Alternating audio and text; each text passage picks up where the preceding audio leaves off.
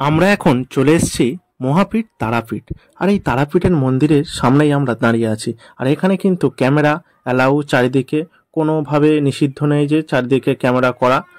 আর এখানে কিন্তু মায়ের প্রসাদ খাচ্ছে সবাই বসে, পুরো মন্দিরের চারিদিক সাইডটায় মায়ের প্রসাদ বিতরণ হচ্ছে আর এখানে সবাই বসেই খাচ্ছে। আর আমরা কিন্তু এখন আছি মহাপীঠ তারাপীঠের শ্মশানে, আর এটাই কিন্তু শ্মশান। আর এখানে যে মন্দিরটা আছে এটা হচ্ছে বামা খেপার আর সমাধিস্থল এটাই। আর এটা হচ্ছে মায়ের চরণ, আর এখানে বামা খেপা মাকে পেয়েছিল। তো গাইস, তোমরা কেমন আছো সবাই? আশা করি অনেক ভালো আছো। তো আজকে আবার একটা নতুন ভিডিও নিয়ে চলে এলাম। তো আজকের ভিডিওটা হচ্ছে আজকে আমরা রওনা হয়েছি তারাপীঠের উদ্দেশ্যে। আর এখন আমরা দাঁড়িয়ে আছি শেওড়াফুলি স্টেশনে। আর আমাদের ট্রেন আছে 6টা 34-এ। তো এটা হচ্ছে গণদেবতা এক্সপ্রেস, এটা হাওড়া দিয়ে ছাড়ে 6টা 7-এ। তো ট্রেন প্রায় পুরো সময়ে ঢুকে গিয়েছে। আর ট্রেন করে আমরা এখন যাবো মহাপীঠ তারাপীঠ।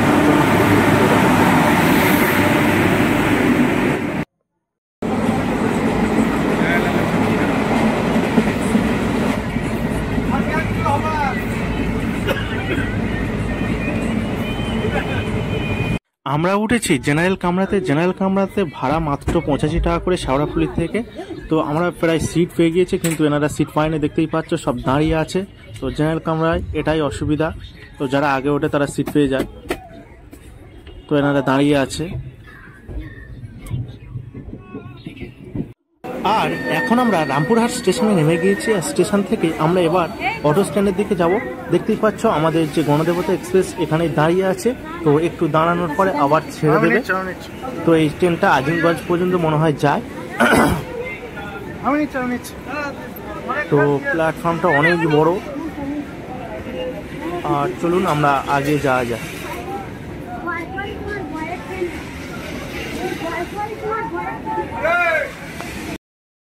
আমরা এখন চলে এসেছি অটো স্ট্যান্ডে। আর এখানে অনেক অটো ও অনেক টোটোওয়ালা দাঁড়িয়ে আছে।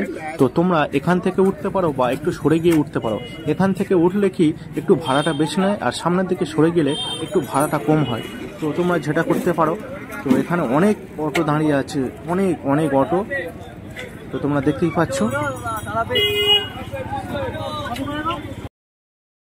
তো গাইস, আর এখন আমরা তারাপীঠের সদর দরজায় এসে পৌঁছে পড়েছি। আর একটু পরেই আমরা তারাপীঠ মন্দিরে ঢুকবো। তো গাইস, আর এখন আমরা অটো থেকে নেমে পড়েছি। আর আমরা এখন তারাপীঠ মন্দিরের দিকে যাব। এটা হচ্ছে দেখতে পাচ্ছ তারাপীঠ মন্দিরের যে ওপরে গেটটা। আর এখানে চারিদিকে হোটেল, প্রচুর পরিমাণে হোটেল আছে, রেস্টুরেন্টও আছে। তো তোমরা এখানে এসে হোটেলে থাকতে পারো। দেখতে পাচ্ছ চারি সাইডে সব দোকান, চারি সাইডেই দোকান। এই রাস্তাটা সব সময় ভিড় হয়ে আছে। এটা হচ্ছে মন্দিরে যাওয়ার মেন রাস্তা। তো আমরা সামনের দিকে এগিয়ে যাব, গিয়ে মন্দিরে আমরা যাব। দেখতেই পাচ্ছ।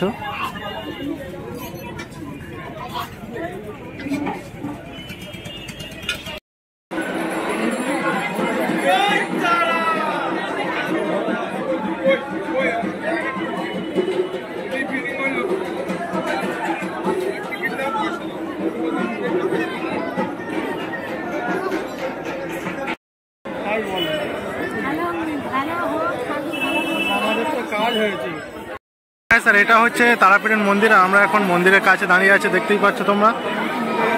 তো মন্দিরে এই সাইডে লাইন আছে, ওই সাইডেও লাইন আছে, চারিদিকে লাইন আছে। তো গাইস, স্যার এখানে এত পরিমাণে রোদ্দুর পড়েছে, তো চারদিকটা ধোঁয়া ধোঁয়া দেখাচ্ছে, তোমরা দেখতেই পাচ্ছ।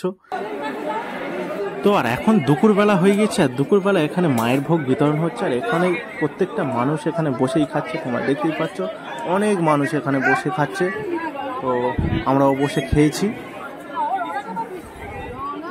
আর এখানে মায়ের প্রসাদ আবার বিক্রিও হচ্ছে।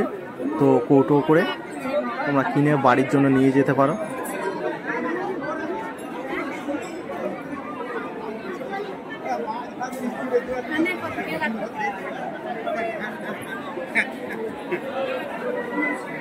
রসগোল্লা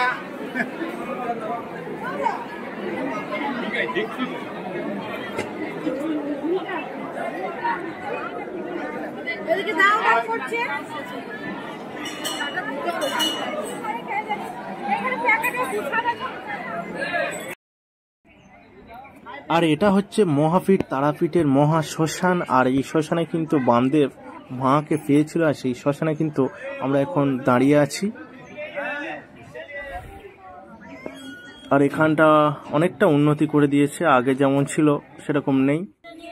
আর এটা হচ্ছে বামদেবের যে সমাধিস্থল, সেটাই হচ্ছে এই মন্দিরটাই আছে।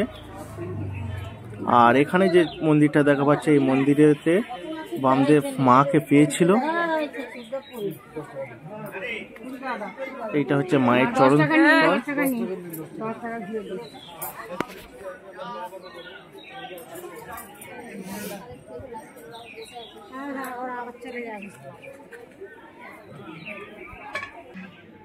আর এখানে যে সাধু বাবাকে দেখতে পাচ্ছ, ইনি কিন্তু তারাপীঠ শ্মশানে বসে আছে, জানে না ইনি কি করছে।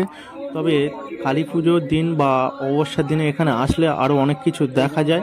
এখানে অনেক সাধুরা আসে, কি সিদ্ধিলাভ করে অতটা আমার জানা নেই, তো অনেক কিছু দেখা যায়। আর এখানে যে ঘর মতন দেখতে পাচ্ছ, এটা কিন্তু তারাপীঠ শ্মশানে চুল্লি করে দিয়েছে।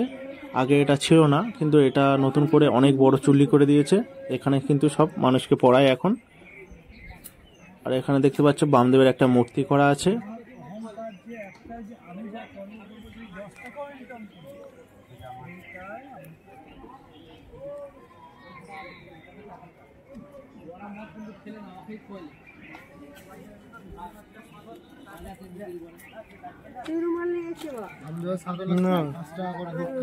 আর এখানে বসে বামদেব নাকি ধ্যান করত, এই গাছের গোড়াতে বসে।